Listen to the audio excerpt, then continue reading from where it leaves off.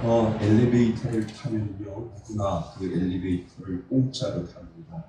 엘리베이터를 타면서 그 엘리베이터를 타는 값을 내는 사람은 아무도 없지요. 그런데 이 엘리베이터를 타면서도 아무 의미 없이, 아무 생각 없이 엘리베이터를 타면서도 우리가 공짜로 탄다라고 하는 생각을 하지는 않습니다. 그냥 누르고 타고 그리고 내리고 타고 하는 경우가 많이 있지요. 그런데 사용료를 내는 사람이 분명히 있지요. 엘리베이터를 우리가 아무 생각 없이 타고 있지만 그 엘리베이터를 사용료를 내는 사람이 있습니다. 그 사용료를 내는 사람이 누굴까요? 건물주겠죠. 주인이 그 사용료를 분명히 냅니다. 그래서 비싼 전기료를 지불한다고 해요. 그래서 한 번만 누르지 않고 기다렸다고 하면 많은 에너지가 절약이 된다라고 이야기를 합니다. 그래서 그런 편말 있잖아요. 누르지 마세요. 자동적으로 문이 닫힙니다. 그러니까 분명히 엘리베이터를 우리는 공짜로 타지만 그 엘리베이터에 대한 전기료를 부담하는 어떤 주인이 분명히 있을 것이고 또 전기를 절약하는 그러한 마음이 있기 때문에 누르지 마세요. 자동적으로 닫힙니다. 라고 하는 그 편말이 분명히 있다라고 하는 겁니다. 누구나 대가 없는 은혜를 받지요. 그것을 우리는 구원이라고 합니다. 구원은 우리의 어떤 노력도 없이 그냥 대가 없이 받습니다. 그래서 때로는 내가 예수 믿는 거에 대한 감사함이 없을 때가 있는데 내 안에 예수가 믿어지는 그 감사가 우리 안에는 분명히 있어야 된다라고 하는 거지요. 왜요? 그 구원의 대가를 분명히 주인이신 하나님이 그 대가를 지불해 주셨기 때문에 그렇다는 거지요. 그러니까 예수님이 이 땅에 오셔서 그 대가를 십자가에 못 박혀 돌아가심으로 말미암아 우리가 구원이라고 하는 그 은혜를 편승했고 그 은혜에 올라탔다라고 하는 그 사실은 가장 큰 대가를 하나님이 그 아들을 보내심으로 말미암아 우리가 그 은혜를 얻었는데 우리가 마치 엘리베이터를 타는 것처럼 대가를 생각 안 하고 그냥 문 열고 문 닫고 생각하는 그 생각 공짜로 우리가 살아가는데 하나님이 주시는 은혜를 우리는 때로는 잊어버릴 수도 있다라고 하는 거죠. 그러니까 우리가 받은 이 은혜는 분명히 대가가 있고요. 또 하나님이 우리들에게 그 모습을 성경을 통해서 계속해서 우리들에게 가르쳐주고 있습니다. 너네들 그냥 은혜를 얻었는데 구원의 은혜를 얻었는데 그 구원의 은혜가 그냥 내가 너희들에게 주었지만 나는 그 희생을 감내하면서 너희들에게 그 구원의 은혜를 주었어 라고 끊임없이 성경은 우리들에게 예수 그리스도의 그 대속의 은혜, 예수 그리스도의 그 피 흘림의 은혜를 우리들에게 계속 가르쳐주고 있다는 거죠. 그러니까 우리가 얻는 구원의 은혜가 그저 얻는 것이 아니라 이 모든 역사를 통해서 우리가 그 구원의 은혜를 얻었기 때문에 때로는 하나님 마음속에 우리가 주신 하나님이 주신 그 구원의 은혜에 우리가 보답하지 못하고 살아가면 하나님 마음에서는 좀 섭섭하다라고 하는 그러한 생각을 하지 않을까라고 하는 그러한 생각을 하게 됩니다. 하나님이 대가 없이 우리들을 구원하여 주셨다라고 하는 그 은혜 가지고 있지만 우리들 마음속에는 예수 그리스도의 그 보혈의 피로 말미암아 우리가 구원을 얻었습니다 라고 하는 그 은혜를 하나님은 하나님 앞에 그 사랑을 우리가 고백하기를 하나님의 때로는 원하신다 라고 하는 겁니다. 오늘 본문에 보면은요, 유대로부터 어떤 사람이 내려왔습니다. 그래서 예수를 믿는 것에 대해서 그 외에 구원을 얻기 위해서는 또 한 가지가 더 필요한데 라고 하는 그 이야기를 가지고 어떤 유대로부터 내려온 사람들이 이 안디옥의 교회라고 하는 바울과 바나바가 세운 이 안디옥 교회에 이들이 가지고 와서 아닙니다. 구원을 얻었을 때 하나님이 주시는 그 구원도 있겠지만 우리들의 노력도 필요합니다. 우리는 정말 하나님의 은혜를 받기 위해서는 할례를 다 받아야 됩니다. 라고 하는 그 논리를 가지고 지금 오늘 본문에 보면 그들이 가지고 안디옥 교회에 들어와서 그 논리를 지금 펴고 있는 것이죠. 그러니까 바울과 바나바는 그동안 그들에게 가르쳤던 것, 하나님의 은혜로 구원을 받습니다 라고 이야기를 했는데 그들이 하나님의 은혜만이 아니라 하나님 앞에 우리에게 뭔가를 우리가 하나님 앞에 보여야 되는데 그것이 바로 선택된 백성으로서 할례를 받아야 됩니다 라고 하는 이 논리 싸움이 이 교회 안에 퍼지기 시작했다라고 하는 겁니다. 그러니까 안디옥 교회는 이 문제를 어떻게 할까? 이걸 해결해야 하는데 정말 이 복음은 정말 우리에게 하나님이 값없이 주신 복음인데 왜 이들이 이러한 복음을 들고 나와가지고 할례를 받아야만 구원을 얻을 수 있다라고 하느냐? 이건 심각한 문제이구나. 교회의 존립에 대한 문제이구나 라고 생각을 해서 이 안디옥 교회는 예루살렘 교회의 이 문제를 제소하게 되는 부분을 오늘 본문은 우리들에게 보여주고 있습니다. 그러니까 예루살렘 교회가 첫 교회이지요. 본 교회이지요. 그러니까 본 교회의 문의를 하는 겁니다. 바울과 바나바를 보내고 그리고 몇몇 그 제자들을 보내서 예루살렘 교회에 보내서 이 예루살렘 교회를 소집을 하고 회의를 통해서 우리가 이것을 좀 해결해 봅시다 라고 하는 그 이야기가 오늘 본문부터 시작되고 있다는 겁니다. 그래서 안디옥 교회에서 이 문제를 해결하지 않고 예루살렘 교회에 가서 총회를 모았습니다. 지금으로 말하면 이 문제를 우리가 회의를 통해서 공식적으로 이 문제를 해결합시다 라고 하는 그 회의를 통해서 예루살렘 교회가 열리기 시작을 했지요. 근데 이상한 사건들이 있었습니다. 그 예루살렘 교회에서도 이 문제를 가지고 여전히 문제를 삼고 있었다라고 하는 거지요. 그러니까 바울과 바나바가 안디옥에 가지고 있었던 이 문제를 예루살렘 교회를 가져갔더니 예루살렘 교회에서도 이 문제의 논쟁이 아주 심각하게 되어지고 있었다라고 하는 겁니다.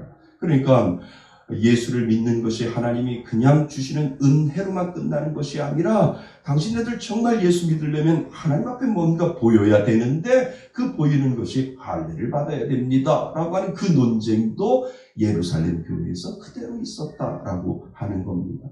그러니까 인간의 노력인 할례를 받아야만 구원을 얻는다. 믿음 외에는 우리 외에 우리의 또 다른 행위가 있어야만 정확하게 완전한 구원을 얻을 수 있다라고 하는 이 논쟁이 지금 예루살렘 총회에서 열리기 시작했다라고 하는 겁니다.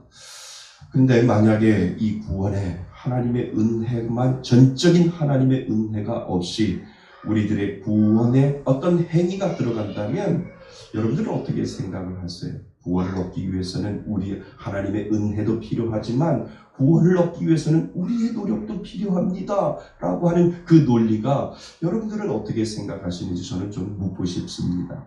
근데 만약에 이 구원에 우리의 노력이 조금이라도 들어간다면 우리의 구원이 흔들리지 않겠습니까?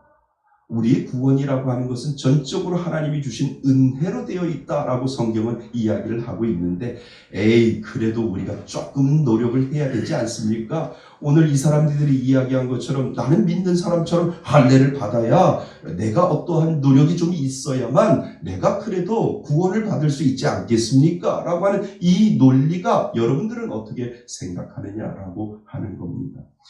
만약에 이렇다면요, 구원을 얻기 위해서 우리의 어떠한 노력이 필요하다라고 한다면 한번 예를 들어 보겠습니다. 하나님을 위해서 우리가 열심히 헌신을 하고 또 교회 생활을 열심히 하고 헌금도 하고 섬기고 봉사하는 일들에 얼마나 많이 우리가 최선을 다합니까? 그때 우리들의 마음속에는 어떻게 생각을 할까요? 와, 나는 구원받은 사람이야. 구원받았으니까 열심히 나는 하나님 앞에 헌신하고 봉사하고 이 마음으로 나는 구원을 더 확실하게 이룰 수 있을 거야 라고 하는 그러한 생각을 하지 않겠습니까? 그런데 반대로 한번 생각해 보시죠. 우리들의 신앙이 늘 그 자리에 있겠냐는 거죠. 우리가 때로는 또 신앙이 메말라 있고 또 교회라고 하는 이 관계 속에서 내 마음이 메말라 있을 때가 있고 또 신앙에 있어서 하나님의 은혜의 자리가 있지 아니하고 하나님의 은혜의 자리에서 멀리 떨어져서 메말라 있는 자리에 분명히 우리가 있을 때도 있었지 않습니까? 그럼 그때 여러분들은 어떻게 생각합니까? 와, 나는 구원이 좀 떠나갔나? 내 마음속에 구원이 없나? 라고 하는 그런 생각을 하지 않겠습니까? 그러니까 구원이라고 하는 것은 전적으로 우리의 행위가 조금이라도 들어간다라고 한다면 우리들이 가지고 있는 그 구원은 불안하기 시작한다는 거죠. 그러니까 구원이라고 하는 것은 우리의 어떠한 노력도 없이 하나님이 전적으로 값없이 큰 대가를 치름으로 말미암아 내 안에 예수가 믿어지는 그 은혜를 쑥 집어넣으셔서 그것을 통해서 내가 아무 공로가 없지만 하나님이 나를 사랑하셨기 때문에 나는 고백할 수 없지만 내 안에 예수가 고백되어지는 그 은혜로 나는 삽니다 라고 하는 그 확신이 내 마음속에 들어있을 때 그 구원은 변함이 없다는 거지. 아멘? 맞습니다. 그것이 바로 구원의 은혜라고 하는 거죠. 그러니까 내가 예수를 믿고 내가 열심히 믿으면 그 구원의 확신은 더 확신이 되어지지만 내가 때로는 인생이 삶의 신앙이 메말라 있어도 내 마음속에 무엇을 고백합니까? 하나님, 내가 하나님을 지금 잠시 인생의 믿음이 메말라 있어도 하나님 내 구원은 변함이 없어요. 왜요? 처음부터 하나님이 나를 사랑하시겠다고 내가 가만히 있었는데 예수를 믿어지게 만들어주시고 예수가 내 안에 믿어지기 때문에 하나님 내 신앙이 잠시 좀 외출을 갔다 할지라도 여전히 하나님이 나를 사랑하시는 거 나는 믿어요. 이 믿음의 고백이 바로 하나님의 전적인 은혜다라고 하는 겁니다. 그러니까 우리의 행위로는 하나님이 원하시는 의의 수준에 우리는 이룰 수 없습니다. 구원은 전적인 하나님의 은혜인 줄 믿습니다. 어떤 분하고 이렇게 상담을 하는데요. 부목사 시절에 어떤 남자 집사님하고 상담을 하는데 목사님 사실요 제가 교회를 꽤 오래 다녔어요. 그래도 헌금도 꽤 많이 했어요. 11조도 꽤 많이 하고 좀 교회에서 하라는 대로 제가 좀 했는데요. 사실 창피하지만 목사님한테는 제가 고백을 합니다. 하나님이 믿어지지 않아요. 이걸 어떻게 해요?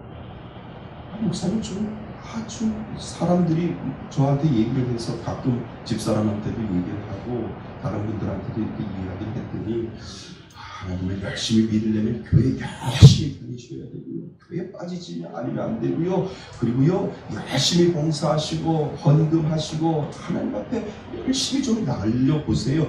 그러면 하나님의 그 사랑을 받을 수 있을 거예요.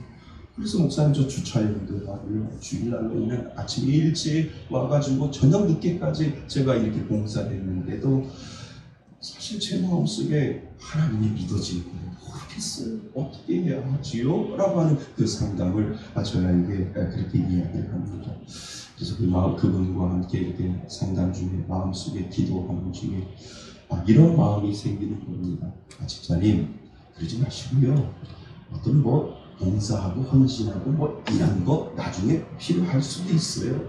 근데 정말 예수님이 믿어지지 않고 하나님이 정말 믿어지지 않는다라고 한다면 그냥 집에 가서 좀 이것을 좀 했으면 좋겠어요. 목사님 뭐예요? 비결이 있습니까? 아니요, 비결이 없는데요.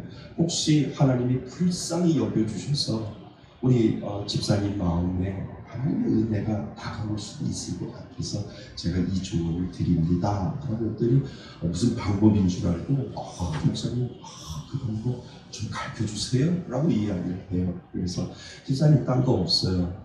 그냥 회개 좀 하세요. 그냥 회개하는 것이 아니고요. 한번 연도를 한번 적어보세요. 연도를. 예? 목사님 무슨 말씀이세요? 올해부터 시작해가지고 집사님 나이가 그때 40몇이었는데요. 2012, 2011, 2010, 2009, 2008 해가지고요. 집사님 태어났을 때부터 그 연도를 쭉 한번 적어보세요. 목사님 그게 뭔데요? 한번 적어보세요. 적어보시고요. 그때부터 이제 생각하시는, 기도하지 말라고요. 제가 기도하라고 말씀드린 거 아니고요. 그냥 그 연도 쭉 적어놓고요. 한번 그 연도에 하나님이 나에게 내가 하나님 앞에 정말 부끄러운 죄가 무엇인지를 한번 거기에다가 하나하나 생각날 때마다 채워서 좀 넣어봤으면 좋겠어요. 어떤 해에는 정말 놀라운 이벤트가 있었는데 그 가운데서도 하나님이 보시기에 부끄러운 짓들이 분명히 있을 텐데 이거 부인한테 가르쳐줘도 안 돼요. 이 부인이 끝까지 물고들어질 겁니다. 절대로 부인한테 이야기하지 마시고 몰래 감춰놓고 하나님하고 나 사이에 있는 일들만 정확하게 부끄러운 죄들만 한번 적어보세요. 이렇게 말씀을 드렸어요. 그랬더니 목사님 그러면 될까요? 아니에요. 그러면 된다라고 하면 저는 나쁜 놈이에요. 그러면 어쩌면 하나님 긍휼히 여겨주셔서 될 수 있도록 만들어 주실 수도 있을 것 같아요. 제 마음속에 집사님하고 지금 상담을 하다 보니까 그 마음에 확신이 들어있는데 한번 해봅시다. 저한테도 그 죄 이야기하면 안 돼요. 목사님 저 단란주점도 가가지고 아가씨들 이렇게 아니 그거 저한테 이야기하시면 안 돼요. 안 되고 그냥 하나님하고 나 사이에 있었던 일들을 부끄러운 죄들을 좀 고백 좀 해보세요. 연도별로 더 심하면 월별로 한번 해보세요 라고 제가 그렇게 말씀을 드렸습니다. 그랬더니 나중에 저한테 와서 목사님 제가 이거 하나하나 써가다 보니까 이런 생각이 드는데요. 나같이 못난 놈을 이렇게 여기까지 살려주신 그 하나님이 갑자기 확 들어와요. 야 이렇게 많은 죄를 지었는데도 여전히 살려주시는 그 하나님이 제 마음속에 쑥 들어오는 그 순간에 깜짝 놀랐어요. 그러면서 아 뜨거워 그랬어요. 목사님 그러시더라고요. 그러니까 그게 뭐예요? 아 뜨거워가 뭐예요? 창피함이 그냥 확 들어왔는데 그분이 이 고백하는 그 창피함은 저는 이제 성령의 은혜라고 저는 이야기를 하는 거죠. 그러면서 그 마음속에 이러한 마음이 들더래요. 예수님 나 불쌍히 여겨주세요. 예수님 나 불쌍히 여겨주세요. 나같이 이렇게 못난 사람도 하나님께서 죽이지 아니하시고 끝까지 참으시며 끝까지 인내하시는 그 하나님이 내 마음속에 확 들어왔는데 하나님 나 불쌍히 여겨주세요. 이 마음이 들더라고요. 그러면서 목사님 왜 이렇게 하라고 하시는지 이제 알겠습니다. 제 마음속에 하나님이 살아계시면 이제 느끼겠어요. 살아계시고 역사하시는 그 하나님을 이제 경험하고 이제 체험하겠습니다라고 하는 그 믿음의 고백을 그 남자 집사님이 저에게 하시는 것을 봤습니다. 인간의 공로는 없습니다. 하나님의 구원은요 우리를 불쌍히 여길 때 다가오는 거예요. 그것도 방법이 아니에요. 그렇지만 우리들의 최선은 나의 믿음의 고백, 나의 잘못된 부끄러움을 하나님 앞에 하나하나 다 낱낱이 아뢰일 때 하나님의 긍휼이 그 가운데 찾아옵니다. 그 긍휼이 찾아올 때 은혜로 우리를 만들어 주시고 그래 내가 이전 것은 내가 다 용서해주고 새롭게 너를 만들어 줄게 라고 하는 그 믿음의 확신이 있을 때 그때 구원의 놀라운 역사가 이루어진다라고 하는 겁니다. 사랑하는 성도 여러분, 우리는 다 그런 은혜 받은 줄 믿습니다. 우리의 공로가 없습니다. 100% 전적으로 하나님의 은혜로 말미암아 우리 같은 놈들을 불쌍히 여겨주셔서 하나님 믿지 아니면 안 될 것 같은 그 마음으로 하나님이 우리를 사랑하여 주셔서 수많은 사람들 중에 나를 택해 잡으시고 그리고 사랑하겠다고 나의 긍휼함, 나의 불쌍함을 보시고 하나님은 저와 여러분들에게 전적인 은혜를 주신 줄 믿습니다. 아멘. 자, 우리가 아까 읽었던 우리 6절 말씀부터 이렇게 보면은 이제 사도와 장로들이 이 일을 의논하러 이제 예루살렘 총회에 모이지요. 그러니까 예루살렘 총회가 소집이 됩니다. 아주 갑론을박이 얼마나 되어지면 이 원어를 읽어보면 얼마나 이 피 터지게 싸웠다, 변론을 했다라고 하는 내용이 이 본문에 나와 있습니다. 그러니까 베드로가 이제 7절 말씀에 보면 일어나기 시작을 합니다. 베드로가 일어나서 이야기를 합니다. 우리 7절 말씀 같이 한번 읽어보겠습니다. 시작. 많은 변론이 있은 후에 베드로가 일어나 말하되 형제들아 너희도 알거니와 하나님이 이방인들로 내 입에서 복음의 말씀을 들어 믿게 하시려고 오래전부터 너희 가운데서 나를 택하시고 아멘. 베드로가 이제 일어나서 야 이건 안 되겠다라고 하면서 이 예루살렘 회의에 벌떡 일어나서 자신의 의견을 지금 이야기를 하고 있습니다. 그러니까 자기가 전했던 복음을 말하기 시작하는 거지요. 그러니까 이방인들에게 복음의 말씀을 들어 믿게 하시려고 하나님께서 자기를 세워주셔서 제가 안디옥에 가고 그리고 바울과 바나바를 통해서 많은 곳에 가서 이 복음을 전하는 소식을 제가 들었습니다 라고 이야기를 하고 베드로가 자신의 지금 경험을 이야기를 하고 있는데 베드로의 경험은 무엇이냐 하면 내가 전해보니까요. 내가 복음을 전해보니까 유대인이나 이방인이나 똑같던데요? 라고 한 그 고백을 지금 베드로가 하고 있는 겁니다. 제가요 주의 복음을 가지고 유대인한테도 가보고 이방인한테도 가봤는데요. 그들이 예수를 믿는 과정을 보니까 똑같던데요. 차별이 없던데요. 똑같습니다. 라고 하는 그 고백을 지금 베드로가 하고 있다라고 하는 겁니다. 차별 없이 성령을 주시고 그 성령의 은혜가 이방인들에게나 유대인들에게나 똑같이 그 성령의 은혜가 그들의 마음 가운데 그대로 꽂히게 되면 하나님을 믿는 놀라운 역사들이 그들의 가운데서 이루어지는 것을 제가 두 눈으로 봤다니까요. 그러니까 예수를 믿을 때 할례를 받든 할례를 받지 않든 그것이 중요한 것이 아니라 하나님의 성령의 은혜는 유대인이나 이방인들에게나 똑같이 그들에게 임하게 된 것을 제가 두 눈으로 말씀을 전해보니까 그들이 하나님의 성령의 능력을 받게 되는 것을 제가 보았습니다 라고 하는 그 사실을 지금 베드로가 본인이 느끼고 본인이 경험했던 그 사실을 지금 총회에서 이야기를 하고 있는 겁니다.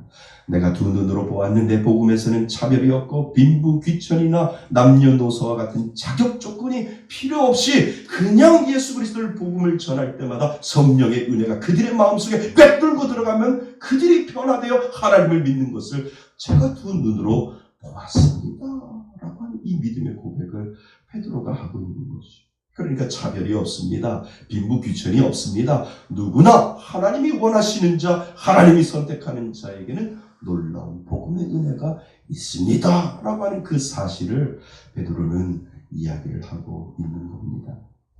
저는요 참 이게 싫었어요. 뭐가 싫었냐 하면 제가 주일학교 다닐 때 참 저는 열심히 아버지 어머니에게 순종하면서 주일학교를 다닐 때 한 번도 거의 빼먹은 적이 없어요. 주일학교 빼먹으면 아버지한테 혼났거든요. 열심히 주일학교를 그 70년대, 1970년대 다녔습니다. 다니다 보면 왜 크리스마스 날 추수 감사절 날 떡 주잖아요. 저는 그게 너무 좋았어요. 너무 좋았어요. 근데 화가 났어요. 나는 1년 내내 다녀야 크리스마스 날 추수감사절 날 떡 구경할 텐데 어떤 놈은 2번만 나와도 떡을 동일하게 주는 거예요. 나보다 내가 1년 내내 다녔으면 나를 좀 더 많이 줘야 되는데 똑같이 주는 거예요. 누가 먹었을까요? 권영국 목사가 먹었단 말이에요. 수요일 날 와서 설교했던 권영국 목사가 꼭 추수감사절날 성탄절날 와가지고 그 떡을 먹는 거예요. 덩어리도 똑같아요. 덩어리도 똑같으니까 제가 얼마나 싫었겠어요. 그래서 영국이한테 야 영국아 너 밖에 나와. 그래서 교회 뒤로 데려가서 때린 애가 권영국이에요.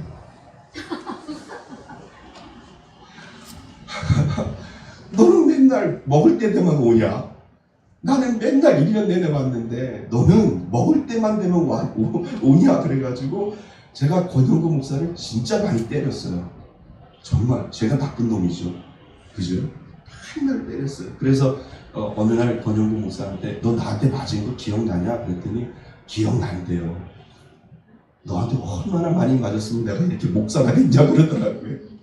내가 너한테 맞지 않았으면 나 목사 안 됐다라고 얘기를 하더라고요.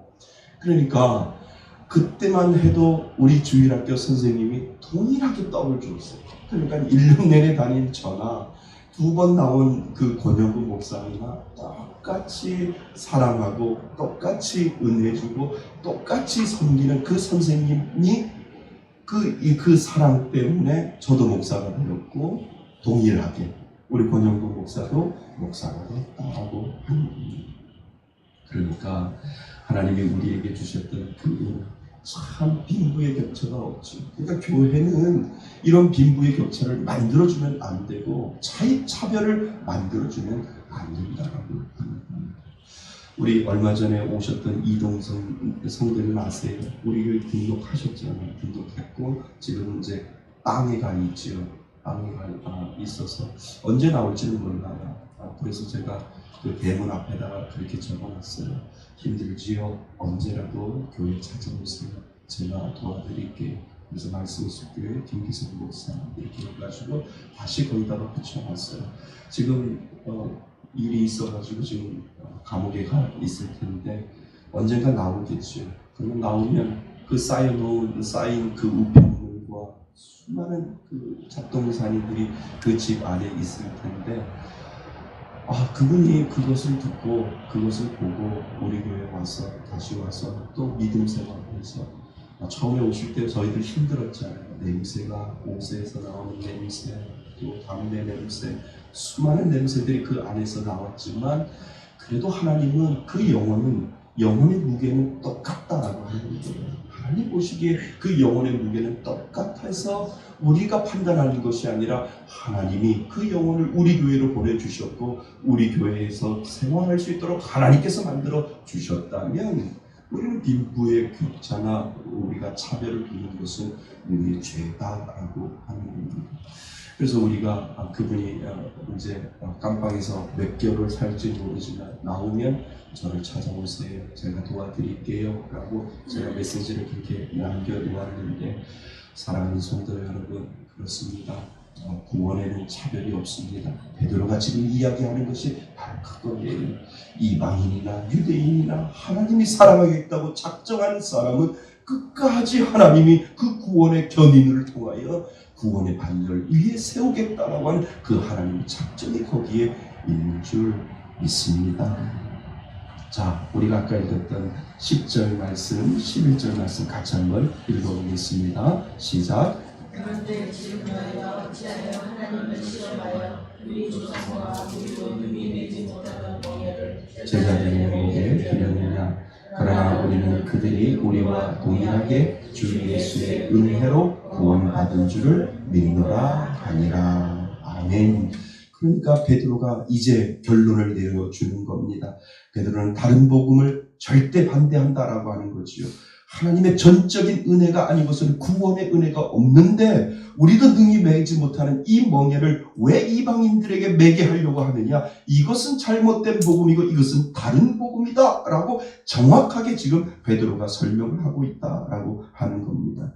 이것은 오히려 하나님의 구원 사역을 방해하는 것이고 이것은 바른 복음이 아니라 잘못된 복음입니다 라고 이 베드로가 결론을 내려주고 있는 장면이 바로 여기에 있다라고 하는 거죠.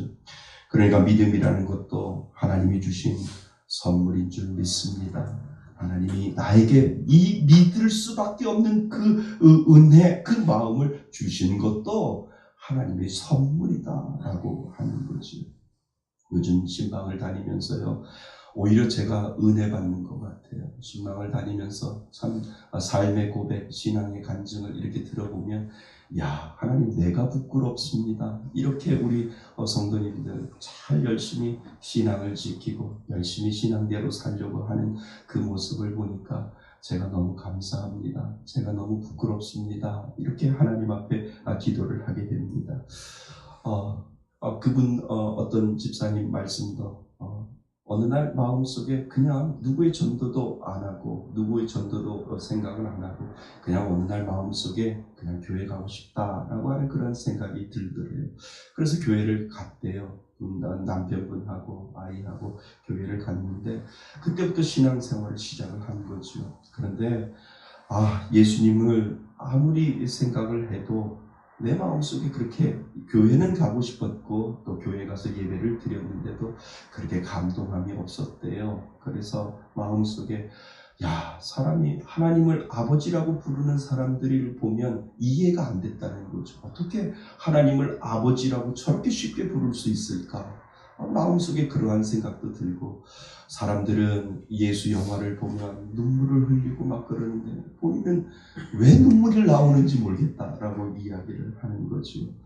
그런데 목사님, 어느 날부터인가 제 마음속에 이상한 이 감동이 제 마음속에 있어서 아버지만 생각하면 눈물이 나오고, 하나님 예수님 영화만 봐도 눈물이 나오고, 내가 왜 그런지 모르겠다라고 하는 그 믿음의 고백을 저하고 신방을 하면서 울면서 그렇게 고백을 하게 됩니다. 이야, 하나님이 저렇게 사랑하시는구나.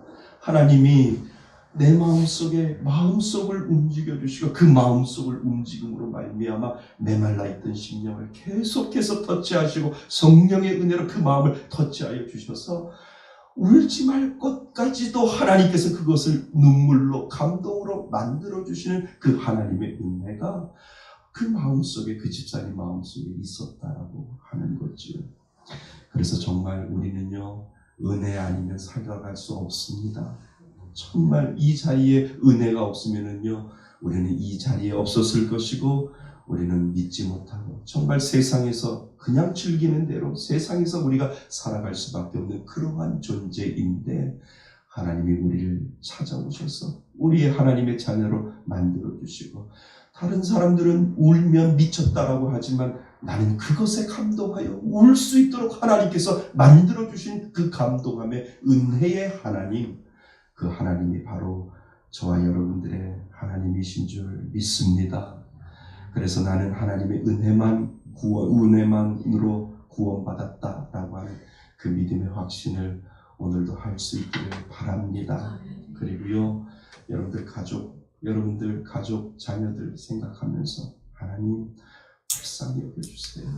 하나님 긍휼히 여겨주세요. 정말 믿음의 선물 주세요.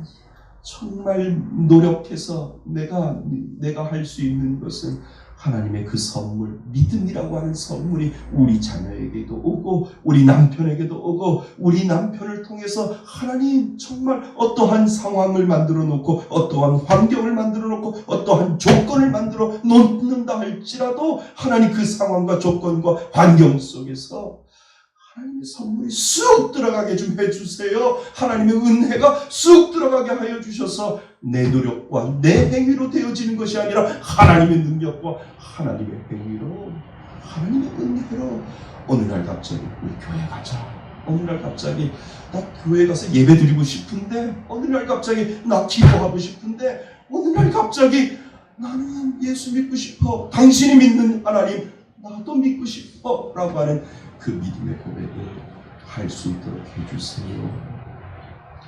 그렇게 기도하실 거죠? 그렇게 기도하시고 하나님 불쌍히 여겨주시고, 정말 그 집사님처럼 긍휼히 여겨주셔서 하나님의 은혜가 그 마음 가운데 있게 하여 주셔서, 하나님 나의 눈물 기도를 주의 병에 담아주셔서 그 주의 병에 담아주실 때 하나님의 놀라운 역사가 그 사랑하는 아들과 사랑하는 딸과 사랑하는 남편과 사랑하는 가족 위에 하나님의 놀라운 역사가 임하게 하여 주옵소서. 하나님 앞에 그 긍휼을 위해서 기도할 수 있기를 바랍니다. 사랑하는 성도 여러분, 오늘 우리가 여기 있는 이유는 전적인 하나님의 은혜인 줄 믿습니다. 우리의 노력이 있기 전에, 어떤 행위나 공로가 있기 전에 하나님의 은혜는 저와 여러분들에게 찾아온 줄 믿습니다. 구별 없이 차별 없이 모든 믿는 자를 구원하시는 하나님의 은혜에 감사하며, 하나님 내가 기도하는 사람 긍휼히 여겨주셔서 하나님 놀라운 은혜의 선물, 그 선물이 훅 들어갈 수 있게 주옵소서.